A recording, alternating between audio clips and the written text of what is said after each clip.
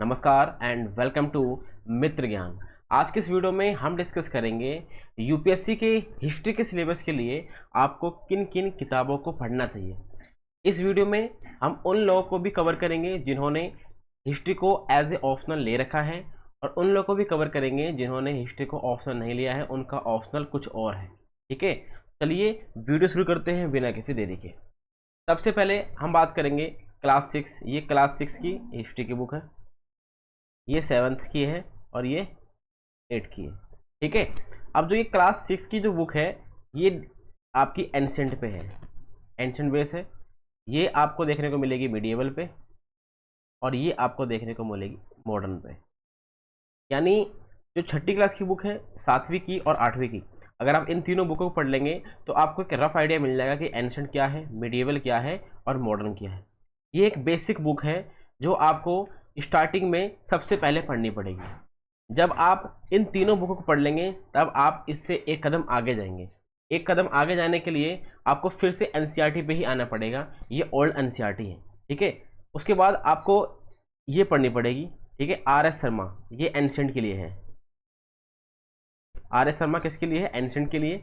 फिर आपको पढ़नी है सतीश चंद्र, ये है मीडिएवल के लिए। फिर आपको पढ़नी है बिपिन चंद्र, ठीक है, ये है मॉडर्न के लिए। और उसके बाद आपको स्पेक्ट्रम पढ़नी है, ये भी किस चीज़ के लिए है? मॉडर्न के लिए है। अब आपके मन में आ रहा होगा कि क्या हमें मॉडर्न के लिए दो बुक पढ़नी पड़ेगी? तो आपको ये दोनों के दोनों बुक पढ़नी पड़ेगी मॉडर्न के लिए, क्योंकि मॉडर्न का जो वेटेज है ना हमारे यूपीएससी के सिलेबस में वो ज़्यादा है, तो हमें ज़्यादा अच्छे से प्रिपेयर करना पड़ेगा अपने मॉडर्न हिस्ट्री को। ठीक है, अब जो ये बिपिन चंद्र है, सबसे पहले आपको ये पढ़नी है, मतलब एंशेंट आपने पढ़ ली, मिडिएवल आपने पढ़ ली, उसके बाद आपको बिपिन चंद्र पढ़नी है। बिपिन चंद्र पढ़ने के बाद आपको रिवीजन करने के लिए स्पेक्ट्रम से रिवीजन करना है। ठीक है, रिवीजन करने के लिए कहाँ से करना है? स्पेक्ट्रम से करना है। अब यहाँ पर आप देख पा रहे होंगे कि एंशिएंट आपने कर लिया, मिडिएवल आपने कर लिया, मॉडर्न आपने कर लिया। तो इंडियन जो हिस्ट्री है वो आपकी कंप्लीट हो चुकी है। इससे पहले जो आपने ये बुक पढ़ी थी, छठी की, 7वीं की, 8वीं की, ये आपकी बेसिक थी, बिल्कुल ही बेसिक। अगर आपको बिल्कुल कुछ भी नहीं पता है तो उसके लिए आपने ये पढ़ी। उसके बाद प्रिपेयर करने के लिए आपने इन तीन बुक को पढ़ा, इन 4 बुकों को पढ़ा, एंशिएंट के लिए, मिडिएवल के लिए और मॉडर्न के लिए। तो यहाँ तक ये जो बुक हमने हमने आपको अभी तक बताई, ये सिर्फ उन लोगों के लिए थी जिन्होंने ऑप्शनल हिस्ट्री को नहीं ले रखा। जिन्होंने हिस्ट्री को ऑप्शनल ले रखा है उनका इतनी बुकों से कोई भी काम नहीं हो पाएगा, उनको कुछ बुकें और भी ऐड करनी पड़ेंगी। ठीक है, लेकिन अब हम बात कर लेते हैं वर्ल्ड हिस्ट्री के बारे में। वर्ल्ड हिस्ट्री के लिए आपको क्या पढ़ना पड़ेगा? देखिए, पहले तो आपको क्लास 9th की बुक पढ़नी पड़ेगी और क्लास 10th की बुक पढ़नी पड़ेगी। ये दोनों की दोनों वर्ल्ड हिस्ट्री पे हैं। उसके बाद आपको अर्जुन देव पढ़नी पड़ेगी। ये जो अर्जुन देव है ये ओल्ड एनसीईआरटी है, 12th क्लास में पहले आती थी, तो ये आपको पढ़नी है। ये 3 बुक आप पढ़ लेंगे तो आपका जो वर्ल्ड का सेक्शन है वो कंप्लीट हो जाएगा। ठीक है, अब जो ये 9th क्लास की जो बुक है ना, ये आपको पूरी नहीं पढ़नी। स्टार्टिंग के 3 चैप्टर आपको इसमें पढ़ने हैं। यूनिट 1 के अंदर 3 चैप्टर हैं, वो आपको पढ़ने हैं। बाकी 2 चैप्टर और भी हैं, उनको स्किप करना है। ठीक है, 10th क्लास की आप फुल पढ़ लीजिए और अर्जुन देव भी आप इसको फुल पढ़ेंगे। तो यहाँ तक हमने आपको बताया कि आपने एंशिएंट, मिडिएवल, मॉडर्न और वर्ल्ड हिस्ट्री कहाँ से करनी है अगर आपका ऑप्शनल हिस्ट्री नहीं है तो। अब हम बात करेंगे जिन लोगों ने हिस्ट्री को एज ए ऑप्शनल ले रखा है उनको क्या पढ़ना है। सबसे पहले हम बात करेंगे एंशिएंट के लिए उन्हें क्या पढ़ना है। देखिए, एंशिएंट के लिए जैसा कि मैंने आपको बताया था, क्लास 6 की जो किताब है ना, ये जो बुक है, ये बेसिक अंडरस्टैंडिंग के लिए है कि आपने मान लो आपने इससे पहले कभी हिस्ट्री पढ़ी नहीं है तो आपको 6th क्लास की हिस्ट्री पढ़नी ही पड़ेगी, बेस तैयार करने के लिए स्टार्टिंग से। यहाँ पर आपको छोटी छोटी चीज़ें बताई गई हैं कि क्या होता है क्या नहीं होता है। ठीक है, आपने 30 क्लास की बुक पढ़ ली, फिर आपको पढ़नी है R S Sharma. R S Sharma के पढ़ने के बाद आप उपेंद्र सिंह पढ़ेंगे। ये जो उपेंद्र सिंह है ये आपकी ऑप्शनल में काफ़ी ज़्यादा हेल्प करने वाली है। देखिए, जो आपका मिडिएवल जो मेंस का जो पेपर होगा और जो प्री का पेपर होगा वो आपका इन दोनों से निकल जाएगा लगभग लगभग। लेकिन ऑप्शनल के लिए आपको एक बुक ऐड करनी पड़ेगी इसमें, वो है उपेंद्र सिंह। ठीक है, तो एंशिएंट के लिए ये आपको 3 बुक पढ़नी है, ज़्यादा दिक्कत नहीं होगी आपको इनको पढ़ने में। अब हम बात करते हैं मिडिएवल की।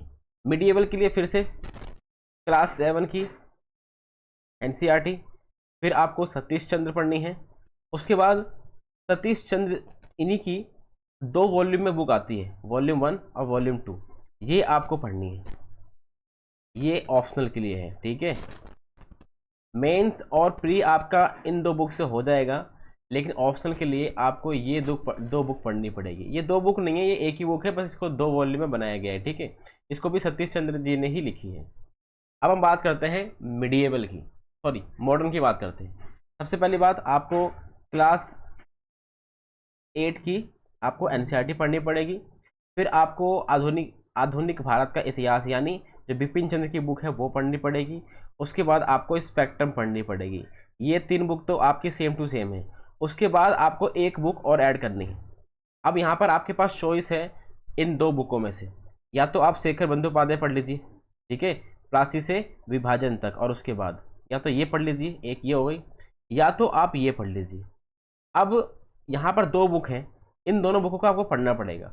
देखिए यहाँ पर लिखा है भारत का स्वतंत्रता संघर्ष, ठीक है। ये जो बुक है ना, इस बुक को पढ़ने के लिए आपको उससे पहले इस बुक को पढ़ना पड़ेगा, ठीक है। लक्ष्मी सुब्रमण्यम की ये बुक है, ये आपको पढ़नी पड़ेगी। क्यों पढ़नी पड़ेगी? क्योंकि जो ये वाली बुक है स्ट्रगल वाली, ये आपको 1857 से स्टार्ट होती हुई देखने को मिलती है। तो इससे पहले का जो मॉडर्न हिस्ट्री है वो आपको कहीं ना कहीं से कवर करना पड़ेगा, तो उसके लिए ये एक अच्छी बुक है, ठीक है। तो आपके पास चॉइस है, या तो आप एक ये बुक पढ़िए शेखर बंदोपाध्याय, या फिर आप ये दो बुक पढ़िए, जिससे आपका मॉडर्न हिस्ट्री बहुत ही अच्छे से कवर हो जाएगा आपके ऑप्शनल के हिसाब से। मैं आपको रिकमेंड करूँगा कि आप शेखर बंदोपाध्याय पढ़िए। दो बुक पढ़ने पर अच्छा है कि आप एक बुक पढ़ें जो काफ़ी अच्छी बुक है। तो आपको क्लास 8 क्लास की, फिर आपको बिपिन चंद्र पढ़नी है, फिर आपको स्पेक्ट्रम पढ़नी है। ये जो 3 बुक हैं, यहाँ से आपका ऑप्शनल और मेंस कंप्लीट हो जाएगा, लेकिन सॉरी प्री और मेंस कंप्लीट हो जाएगा, लेकिन ऑप्शनल कंप्लीट करने के लिए आपको एक बुक और ऐड करनी पड़ेगी, और वो होगी या तो शेखर बंदोपाध्याय या फिर ये दोनों बुक, ठीक है। ये आपकी चॉइस है, इसको करिए या फिर इसको करिए। मैं आपको रिकमेंड करूँगा कि आप शेखर बंदोपाध्याय पढ़िए, क्योंकि ये एक ही बुक है और बहुत ही अच्छी बुक है, ठीक है। यहाँ तक हमने देख लिया। अब हम बात करते हैं वर्ल्ड हिस्ट्री की। वर्ल्ड हिस्ट्री के सेम टू सेम है, आपको वो 3 बुक तो पढ़नी पड़ेगी जो आप मेंस के लिए और मेंस के लिए पढ़ रहे हैं। ऑप्शनल के लिए आपको सिंपल सी बात है, एक बुक और ऐड करनी पड़ेगी, और मैं आपको रिकमेंड करूंगा कि आप जैन माथुर पढ़ें, क्योंकि इस बुक को यूपीएससी के सिलेबस के हिसाब से ही बनाया गया है। तो ये आपको एक ही ऐसी बुक है जहाँ पर आपको पूरा का पूरा सिलेबस देखने को मिलता है। तो आप इस बुक को पढ़िए, बहुत ही अच्छी बुक है और आपको पढ़ने में काफ़ी ज़्यादा मज़ा भी आएगा, ठीक है। तो यहाँ से आपका वर्ल्ड हिस्ट्री भी कंप्लीट हो जाएगा ऑप्शनल के लिए। इसी के साथ साथ आपको इस एटलस को भी लेना पड़ेगा, क्योंकि आपको पता है ऑप्शनल में आपका 50 नंबर का तो आपके लोकेशन आती है, तो वो आपको करने के लिए यहाँ से हेल्प मिलेगी। बाकी आपको एनसेट पढ़ने में भी इस एटलस की काफ़ी ज़्यादा ज़रूरत पड़ने वाली है। इसका नाम है ऐतिहासिक मानचित्रावली, ठीक है। और एक बुक और है, ये है आर्ट एंड कल्चर की। जैसा कि आपको पता है, आपका जो GS 1 होता है, GS 1 में जो हिस्ट्री का सिलेबस है वहाँ पर आप देखेंगे जो कल्चर का वेटेज है ना वो बहुत ज़्यादा है, ठीक है। तो कल्चर के लिए आप इस बुक को पढ़ सकते हैं। इसे लिखी है नितिन सिंघाना जी ने, ठीक है। ये बुक काफ़ी बढ़िया है। तो आर्ट एंड कल्चर आपका यहाँ से कंप्लीट हो जाएगा। तो हिस्ट्री के लिए आपको जितनी भी बुक पढ़नी है, हमने आपको इस पूरे वीडियो में बहुत ही अच्छे से डिटेल तरीके से आपको बता दिया है। अगर आपका कोई भी अगर अभी भी डाउट है तो आप हमें कमेंट करके ज़रूर पूछ सकते हैं। और हमारी ये वीडियो आपको अच्छी लगी है तो प्लीज़ सब्सक्राइब टू मित्र ज्ञान।